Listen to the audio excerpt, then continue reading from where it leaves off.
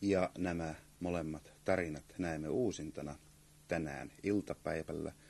Ja ensi viikon perjantaina on luvassa uudet jutut ja uudet tarinat. Muutamia piirustuksia muuten vielä ehdimme näyttää.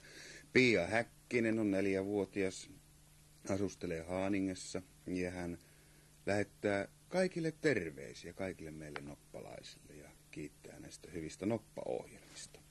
Ja tässä sitten Pia Häkkinen taapertaa siellä Haaningen kauniissa luonnossa. Nähtävästi vielä kukkiakin on siellä jäljellä. Ja sitten näemme, miltä näyttää, kun koko perhe on syyskävelyllä. Jonathan Vaan Ruup on 3-vuotias ja hän on sitten piirtänyt perheen syyskävelylle. Tässä on tämä perhe ja täällä nämä lamput ovat niin voimakkaita, että täytyy oikein käännellä tämä piirustusta, jotta näkyisi, millä tavalla sillä tyllerretään tuolla syystiellä. Mari Järvenpää Skellefteåsta. Hyvää huomenta aamupäivää, Mari. Olet 5-vuotias ja synttäri onnittelut sinulle. En tiedä, milloin olet viettänyt synttäreitä, mutta kuitenkin jo etu- tai jälkikäteen. Ja Skellefteåssa on sitten tämän näköistä. Näin.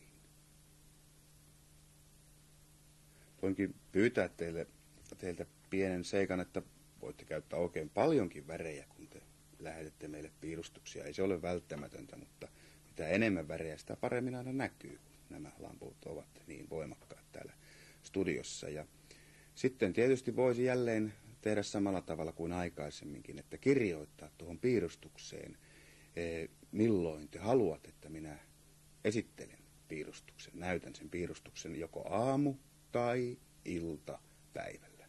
Kirjoittakaa se, jos muistatte, ja pieni tarinakin on kiva olla mukana. Terveisiä saa tietysti lähettää kavereille, sehän on ihan selvä juttu se. Ja nyt osoite, johon te voitte lähettää piirustuksia ja josta te voitte tilata noppalehden.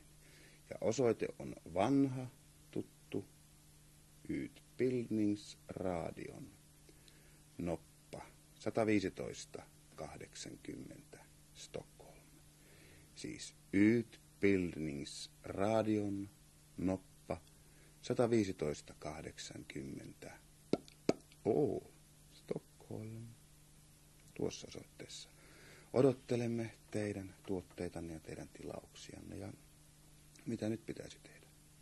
Nyt pitää sanoa teille, että oikein rattoisaa päivää, leikkipäivää ja kaikkea semmoista. Eikä tavataan iltapäivällä tai ensi viikolla. Hei hei.